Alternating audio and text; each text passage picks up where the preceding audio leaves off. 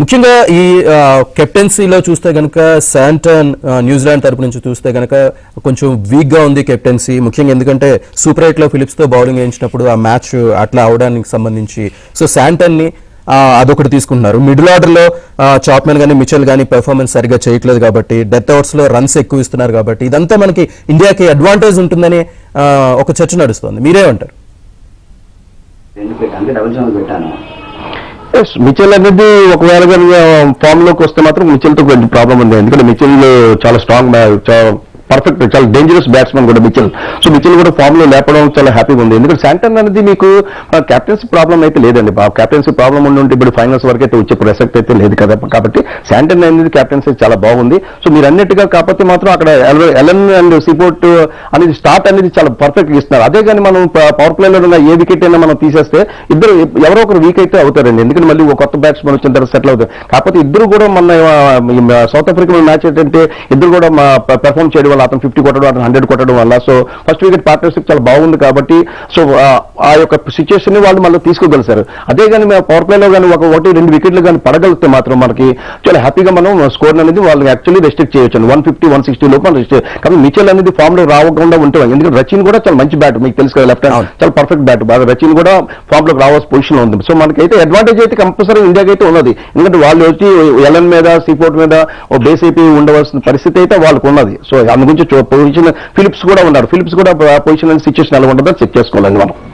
Yeah sir, ముఖ్యంగా ఈ తిలక్ వర్మ విషయానికి సంబంధించి మీరు ఏం చెప్తారు సార్? అంటే ప్రెజర్ని హ్యాండిల్ చేయడంలో ఒక విధానం ఉంటుంది, అలాగే పిచ్ కూడా బౌన్స్ అయ్యే అవకాశం ఎక్కువ ఉంది కాబట్టి తిలక్ వర్మకి చాలా ఛాన్సెస్ ఉండొచ్చు. ఎందుకంటే మిడిల్ ఓవర్స్ ఇంపార్టెంట్ టైంలో వస్తాడు కాబట్టి, బిహైండ్ స్క్వేర్ కానీ పాయింట్ పైన కానీ సో బాగా ఆడే ఛాన్సెస్ ఉంటాయి కాబట్టి ఈసారి తిలక్ వర్మ మీద చాలా హోప్స్ పెట్టుకుంటున్నారు.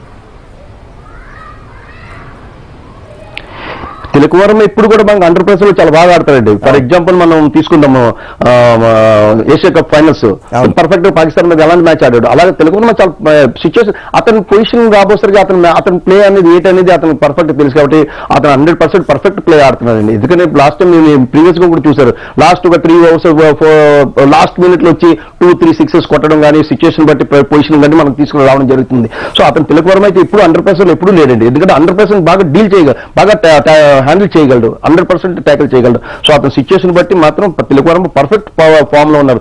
మన టీంలో పొజిషన్ చెప్పాలంటే ప్రతి ఒక్కరు కూడా దుబే కానీ లేకపోతే హార్దిక్ పాండ్యా కానీ మొత్తం వీళ్ళందరూ కూడా 100% హ్యాండిల్ చేసే పొజిషన్ లో ఉన్నారండి వీళ్ళందరూ. సో సిచ్యువేషన్ అనేది మనకు బ్యాటింగ్ పొజిషన్ అయితే ఎవరు కూడా 100% ఉండే ప్రసక్తే లేదని. పర్టికులర్ మీరు తిలక్ వర్మ పొజిషన్ ఎక్కడైనా కూడా you can play any place. So number 3లో వెళ్ళమని వెళ్తున్నాడు, నెంబర్ 4 వెళ్ళమన్నా, 5 వెళ్ళినా, 6 వెళ్ళినా, ఎక్కడికి వెళ్ళినా కూడా అతను అడ్జస్ట్ అవుతున్నాడు. ఆ సిచ్యువేషన్ బట్టి ఆ యొక్క పొజిషన్ బట్టి తిలక్ వర్మ అనేది ఆడడం జరుగుతుంది. సో ఇప్పటి వరకు తిలక్ వర్మ ఫెయిలియర్ అనేది ఎక్కడ కూడా మనకు కనబడలేదండి ఇన్ని మ్యాచెస్ లో కూడా.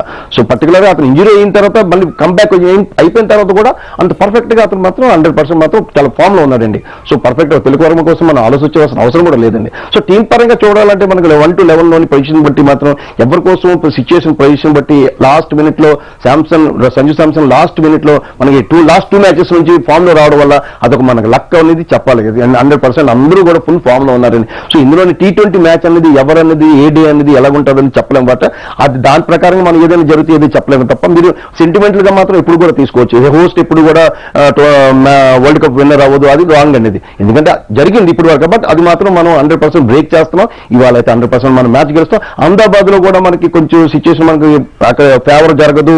ఎందుకంటే లాస్ట్ మినిట్ లో మనం లాస్ట్ 1 డే వరల్డ్ కప్ లోని రోహిత్ శర్మకి కెప్టెన్స్ లోని మనం ఓడిపోవడం, లాస్ట్ అంటే అన్బీటబుల్ వచ్చేసిన తర్వాత ఫైనల్స్ లో ఓడిపోవడం జరిగింది. బట్ ఈసారి మాత్రం అన్ని బ్రేక్ అవుతున్నాయండి. ఈ వరల్డ్ కప్ గెలుస్తాం, అహ్మదాబాద్ లో గెలుస్తాం, ఇండియా అనేది థర్డ్ టైం అనేది ఈ ట్రాఫీ లిఫ్ట్ చేస్తాం 100% నేను కన్ఫర్మ్ గా అయితే చెప్పగలండి. టీమిండియా కెప్టెన్ సూర్యకుమార్ యాదవ్ సంబంధించి పెర్ఫార్మెన్స్ సంబంధించి మీరేం చెప్తారు? ఎందుకంటే లాస్ట్ టైం మనం చూసినప్పుడు శాంటన్ చాలా తెలివిగా అబ్జర్వ్ చేస్తున్నాడు, ఎందుకంటే స్వీప్ ఎప్పుడు ఆడతాడు.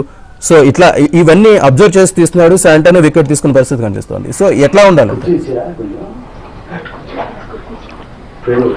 కాకపోతే సూర్యకుమార్ యాదవ్ దగ్గర చిన్న నాకు ప్రీవియస్ 2 మ్యాచ్ల నుంచి చూస్తుంది చిన్న అండర్ ప్రెజర్ లో అయితే మాకు కనబడుతున్నాడు. ఎందుకంటే do or die match West Indies మీద లేకపోతే సెమీఫైనల్స్ లో కొంచెం చిన్న ప్రజలు కనబడుతున్నాడు. బట్ ఆ ప్రెజర్ అయితే మాత్రం 100% రిలీజ్ అయిపోతుంది ఫైనల్స్ లోని. ఎందుకంటే స్టార్ట్ గానీ ఒకవేళ కానీ అభిషేక్ శర్మ అండ్ సంజు శాంసన్ గానీ పవర్ ప్లే 7 to 8 ఓవర్స్ గానీ నో వికెట్ లాస్ లో కానీ ఆడితే సూర్యకుమార్ యాదవ్ యొక్క మీరు తాండవం చూడొచ్చండి. ఎందుకంటే అతను కొట్టే షాట్ అనేది మీకు అందరికీ తెలిసిన విషయం. ఆ ఎట్ సైడ్ కొడతారు ఏట్ అనేది కాదు, మొత్తం అన్ని 360 degrees కూడా కొట్టే కెపాసిటీ ఉన్న క్యాప్టెన్ అతను. 100% ఈ మ్యాచ్ అయితే మాత్రం 100%. కాకపోతే మాత్రం అభిషేక్ శర్మ పడిపోగానే లేకపోతే సెకండ్ వికెట్ పడగానే కొంచెం ప్రెజర్ లోకి వెళ్ళడం వల్ల అతను మాత్రం ఈ 2 మ్యాచ్లు మాత్రం కొంచెం ఫెయిల్ అవ్వడం జరిగింది. సో ఈ మ్యాచ్ ఫైనల్స్ మ్యాచ్ అయితే 100% ఆడతారండి. సో కన్ఫర్మ్ గా అయితే చెప్పగలండి. సార్ లాస్ట్ టైం శాంటన్ బౌలింగ్ తీసుకుంటే కనుక ఇషాన్ కిషన్ ఆడుకునే స్టేజ్ ఉంటుంది. సో ఫస్ట్ ఓవర్ టైంలో కనుక మనం అది చూడొచ్చు అంటారా ఈసారి శాంటన్ బౌలింగ్? శాంటన్ అనేది చాలా మంచి బౌలర్ అండి, బ్యూటిఫుల్ బౌలర్ అండి. అతనికి ఏంటంటే ఐడియా ఉందండి ఎక్కడ బంతిని ఆపాలి, ఎక్కడ బ్యాట్స్మెన్ పొజిషన్ బట్టి ఆ బంతిని ఆపడం అనేది శాంటన్ అనేది చాలా క్లవర్ బౌలర్ అండి. సో శాంటన్ పొజిషన్ సిచ్యువేషన్ వచ్చి చూడాలండి. ఇషాన్ కిషన్ అనేది సిచ్యువేషన్ అంటే ఇప్పుడు ఎలాగున్నదంటే T20 పొజిషన్ లో ఇషాన్ కిషన్ ఫస్ట్ మ్యాచ్ నుంచి మనం చెక్ చేసుకుంటే మొత్తం నా పని ఏంటంటే నేను ఆడడం, నేను స్కోర్ కొట్టడం కాదు, ఇండియా కోసం ఆడాలి, టీం కోసం ఆడాలి, టీం గెలుపు కోసం ఆడాలి.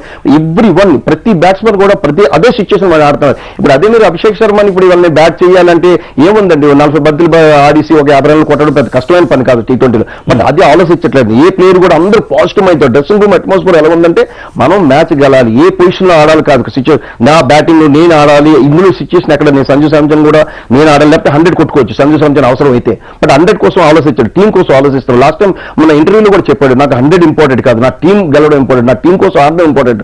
సో ఇలాంటి సిచ్యువేషన్ లో కూడా 100% ప్రతి ఒక్కరు కూడా అదే ఆలోచిస్తున్నారు. కాబట్టి అండి మీకు కెప్టెన్ సూర్యకుమార్ యాదవ్ అనివ్వండి, ఇషాన్ కిషన్ అవనివ్వండి, అభిషేక్ ఇది మాత్రం 100% మాత్రం స్కోర్ అయితే మాత్రం ఎక్కడ కూడా పవర్ ప్లేలో మాత్రం వికెట్ పడకుండా ఇవాళ కొంచెం ఆడగలిస్తే మాత్రం టీం మాత్రం చాలా మంచి పొజిషన్ ఉంది. ఒకవేళ కానీ ఫస్ట్ బ్యాటింగ్ కానీ వస్తే మాత్రం పవర్ ప్లేలో వికెట్ కానీ పడిపోతే 100% 240-230 స్కోర్ అయితే ఈజీగా చేయగలుగుతారని. నెక్స్ట్ సెకండ్ బ్యాటింగ్ రాబోసరికి మన బౌలింగ్ సిచ్యువేషన్ కానీ పొజిషన్ వాళ్ళ యొక్క బ్యాటింగ్ కూడా అలెన్ అండ్ సీఫోర్డ్ తప్ప మిగతా వాళ్ళందరూ ఫామ్ లో లేరు. కాబట్టి సో మనకు ఛాన్సెస్ మాత్రం మ్యాక్సిమం గెలడానికి ఉన్నాయండి. ఓకే సార్, ఈ అంటే ఓవరాల్ గా చూసుకుంటే కనుక ఈ రోజు అంటే ఎవరికి ఎక్కువ అవకాశాలు ఉన్నాయి అంటే ఇప్పుడుకున్న స్ట్రాటజీ ప్రకారం మీరు చూస్తే కనుక మీరు ఏం చెప్తారు మీ ప్రొడక్షన్ ప్రకారం ఫైనల్ గా? ఇప్పుడు వరకు చూసుకుని వస్తే ఇప్పుడు వాళ్ళకి ఒక కాన్ఫిడెన్స్ లెవెల్ అయితే సౌత్ ఆఫ్రికాకు ఉన్నదండి. ఏ కాన్ఫిడెన్స్ లెవెల్ అంటే అన్బీటెన్ టీమ్ సౌత్ ఆఫ్రికా అనేది అక్కడ ఓడిపోకుండా వచ్చిన తర్వాత సెమీఫైనల్లోని వాళ్ళని 13 overs లోని అంత పెద్ద రన్ చేసి అనేది చాలా ఈజీగా 33 balls లో 100 కొట్టడం ఎలా కానీ వాళ్ళు 50 ఈ యొక్క కాన్ఫిడెన్స్ లెవెల్ అయితే వాళ్ళకైతే ఫైనల్స్ లో మాత్రం ఉంటుంది. ఎందుకంటే already South Africa unbeaten team. So semifinals లో కొట్టడంతో ఆ కాన్ఫిడెన్స్ లెవెల్ తో ఆడతారు. బట్ కాకపోతే మనకు ఒక ఫేవరెట్ అంటే మన హోమ్ టీము ఇండియాలో జరుగుతుంది. సో మన హోమ్ ఫేవరేజ్ అనేది కనబడుతుంది. సో దానివల్ల ఏంటంటే వాళ్ళు చిన్న 100% వాళ్ళు కూడా మొన్న కూడా ఇంగ్లాండ్ ప్లేయర్ అందరూ కూడా కూల్ అయిపోతారు, ఒక స్ట్రాటజీ వాడారు, మొత్తం అందరూ ప్రశాంతంగా అయిపోతారని. సో ఇది సేమ్ శాంటన్ కూడా సేమ్ వాడాడు వాడు. సో ప్రశాంతంగా అయ్యి ప్రసక్తి లేదండి ఇండియాలోని. సో ఇదేంటంటే చిన్న సైకలాజికల్ చిన్న ఎఫెక్ట్ పడదామని చిన్న వీళ్ళు కామెంట్స్ అనేది చేయడం జరుగుతుంది. అది మాత్రం రాంగ్ అండి, అది జరిగే ప్రసక్తి లేదు శాంటన్ కానీ ఎవరు కానివ్వండి. సో 100% ఇండియా అయితే కాన్ఫిడెన్స్ తో ఉన్నది. కాకుండా పబ్లిక్ మన యొక్క 150 crores యొక్క ఆశీర్వాదాలు అయితే 100% అయితే ఇండియా టీమ్ కి ఉన్నదండి. సో ఉన్నది అని గెలడం కన్నా మన పెర్ఫార్మెన్స్ కూడా అలాగే ఉన్నదండి. సో ప్రీవియస్ మ్యాచ్ చూస్తుంటే అంత పర్ఫెక్ట్ పెర్ఫార్మెన్స్ చేస్తుంది. ఒకరు కాకపోతే ఒకరికొకరు 1 to 8 వరకు స్ట్రాంగ్